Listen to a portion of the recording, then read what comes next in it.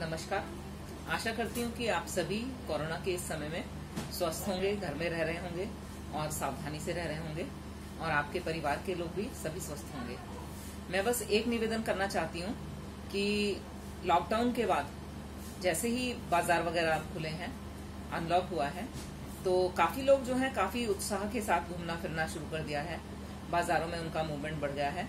तो इसी के लिए मैं आपसे निवेदन करूंगी कि बिल्कुल सही है कि लॉकडाउन खत्म हो रहा है और हमें बाजारों में घूमने की, बसों से, गाड़ियों से, अपने स्कूटर से घूमने की परमिशन मिल गई है, लेकिन इसका हमें ज्यादा फायदा नहीं उठाना है।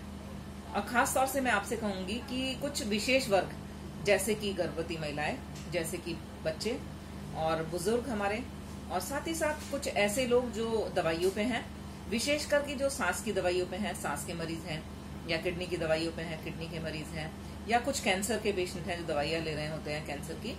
इन सभी चीजों से हमारे शरीर का कोई ना कोई भाग कमजोर महसूस करता है।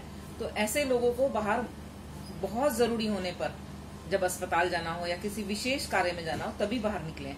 इस वर्ग के लोग अधिकतर बाहर ना जाएं, क्योंकि अभी भी कोरोना का कीटाणु वातावरण में है और आज लगभग हमारे देश में 2 लाख के करीब संख्या पहुंच गई है।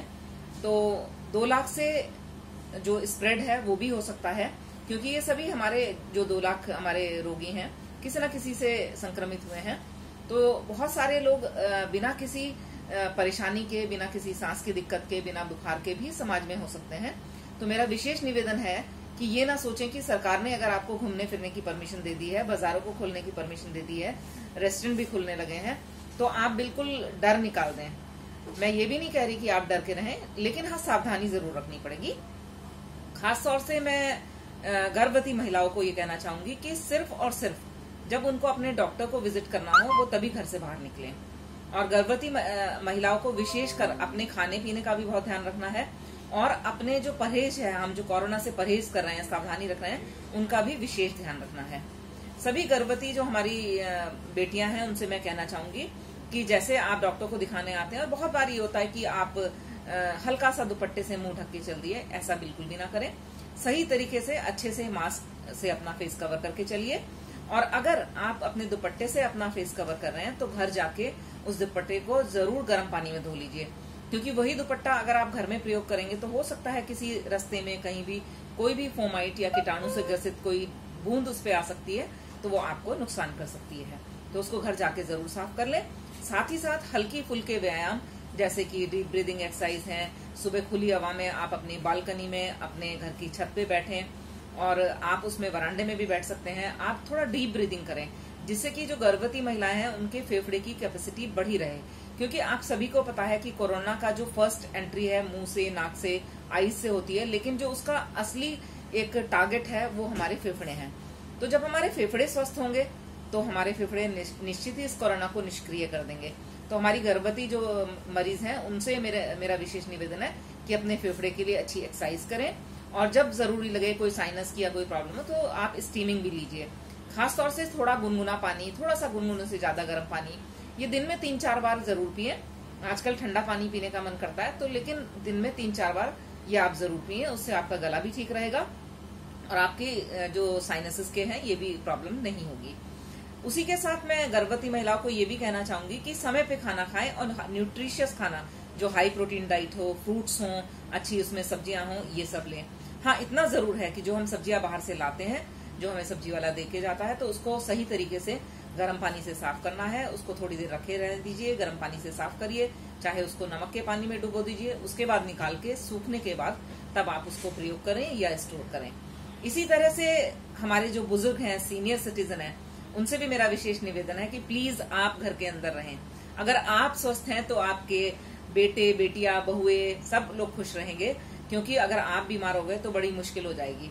और देखिए, एज बढ़ने के साथ साथ 55 के 60 के बीच में शरीर में थोड़ा कमजोरी हो जाती है, हमारी मशीनरी थोड़ी ढीली होने लगती है, और 60 के बाद तो देखिए सरकार भी रिटायर करती है कि भाई हमारी काम करने की क्षमता कम हो जाती है। काम करने की क्षमता ऐसा नहीं है कि हम लिखने पढ़ने या काम करने की क्षमता से मतलब ये होता है कि हमारे शरीर के सभी भाग थोड़ा थोड़ा काम कम करना शुरू कर देते हैं।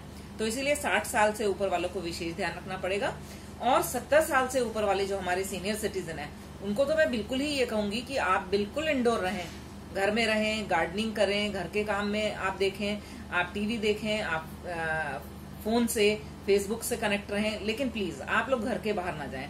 देखिए, पता नहीं चलता कि गली में कौन घूम रहा है जिसे कोरोना है, और जिसको सिम्टम्स नहीं है वो आराम से आपसे गप्पे मारेगा, और वो तो हेल्दी पर्सन है, उसको तो कोरोना का इन्फेक्शन हुआ नहीं, लेकिन आप 70+ हैं, आपको तो कोरोना का इन्फेक्शन हो सकता है। तो इसलिए प्लीज आप घर के अंदर रहें। और एक और मैं विशेष निवेदन करना चाहूंगी, कुछ मरीज है हमारे, जैसे कुछ हमारे किडनी के पेशेंट्स होते हैं, कुछ हमारे एस्थमा के पेशेंट्स होते हैं जिनको लंग्स प्रॉब्लम होती है, ट्यूबरक्लोसिस के पेशेंट होते हैं, और खासतौर से जो हमारे कुछ ऐसे पेशेंट होते हैं जो स्टेरॉइड्स पे होते हैं किसी ना किसी कारण से, और कुछ ऐसे पेशेंट जो हमारे कैंसर का ट्रीटमेंट ले रहे होते हैं। तो इन सभी मरीजों की जो बॉडी रेजिस्टेंस है वो कम हो जाता है। इनसे भी मेरा विशेष निवेदन है कि हॉस्पिटल जाने के अलावा आने वाले अभी कुछ महीने घर पर ही रहें और ज्यादा मूवमेंट ना करें। साथ ही साथ ये मरीज भी अपने किडनी का विशेष ध्यान रखें, अपने फेफड़े का विशेष ध्यान रखें। जैसे फेफड़े के लिए हवा है, ऐसे किडनी के लिए पानी है। तो फेफड़े के लिए जितनी ज्यादा हवा अंदर जाएगी, बाहर निकलेगी, उतना आपका फेफड़ा साफ होगा। इसी तरह से किडनी के लिए जितना आप पानी पिएंगे और जितना आपका यूरिन बनेगा, उतना आपका किडनी साफ रहेगा। क्योंकि मैं आपको बता दूं कि कोरोना नाक से मुंह से एंट्री करता है। पहली जगह उसकी लड़ाई करने की हमारा फेफड़ा है, और दूसरी जगह वो जो अटैक करता है वो हमारी किडनीज हैं। तो जैसे ही किडनी पे वो अटैक करता है, यूरिन बनना बंद हो जाता है, तो किडनी के प्रॉब्लम से बहुत सारी दिक्कतें हो जाती हैं, कभी कभी संभालने में बहुत दिक्कत आती है। लेकिन डरने की कोई बात नहीं है। हिंदुस्तान में हमारे आदरणीय प्रधानमंत्री जी ने, प्रदेश में हमारे मुख्यमंत्री जी ने बहुत कुछ करा है। आप अगर वर्ल्ड से हमारे डाटा को कंपेयर करेंगे तो आप सोचिए कि वर्ल्ड में लगभग कितने लाख मरीज वहां पर उनको जो है मौत हुई है, कितने जो है बहुत सीरियस हैं, कितने वेंटिलेटर पे हैं। उसके अनुसार ये जो लॉकडाउन हमारा आदरणीय प्रधानमंत्री जी ने लगाया था, इसका एक सबसे बड़ा फायदा ये हुआ कि आज हमारे पास बिल्कुल बेहतर सुविधाएं हैं। जैसे कि मैं कहूं तो हमारे पास आज 720 के करीब हमारे हॉस्पिटल्स हैं जिनमें कोविड का इलाज हो रहा है। लगभग 6.5 लाख हमारे पास आइसोलेशन बेड्स हैं, जो हम कहते हैं कि कोविड पेशेंट चाहे लेवल 1 या 2 में हो वो वहां जा सकते हैं। और लगभग हमारे पास 1400 के करीब वेंटिलेटर्स हैं, और आज की डेट में 650 के करीब हमारे लैब्स काम कर रहे हैं।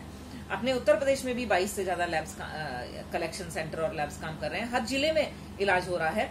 और जैसे जैसे धीरे धीरे अभी 10,000 अगर हमारे स्टेट में टेस्ट हो रहे हैं, तो धीरे धीरे हमारी क्षमता उसको 20,000 करने की है। धीरे धीरे और बढ़ाएंगे, 20 से हम उसको और ज्यादा करेंगे कि जिससे ज्यादा से ज्यादा डिटेक्शन हो जाए। तो डरने की कोई बात नहीं है, सरकार बिल्कुल तैयार है। लॉकडाउन में हमें पूरा टाइम मिला अपने अस्पतालों को तैयार करने का, अपने स्टाफ को ट्रेन करने का, अपने स्टाफ को ट्यूनिंग करने का कि कोरोना से कैसे लड़ें। और साथ ही साथ हमारे हिंदुस्तानी भाई बहनों ने इतना साथ दिया कि उन्होंने जो स्वदेशी है, स्वदेशी पीपीई किट बना दिए, स्वदेशी मास्क बना दिए, यहाँ तक कि N95 भी बना रहे हैं। और उन्होंने जो है जितने भी हमारे वेंटिलेटर्स हमारी इंडियन कंपनीज बना रही हैं। तो जल्दी से जल्दी ये सारी चीजें हमें उपलब्ध हो गई लास्ट के 2 से 3 महीने में। तो ये हमारे लिए बहुत बड़ी उपलब्धि है। सरकार अपने से मेहनत कर रही है, आप भी सरकार का साथ दें। धन्यवाद।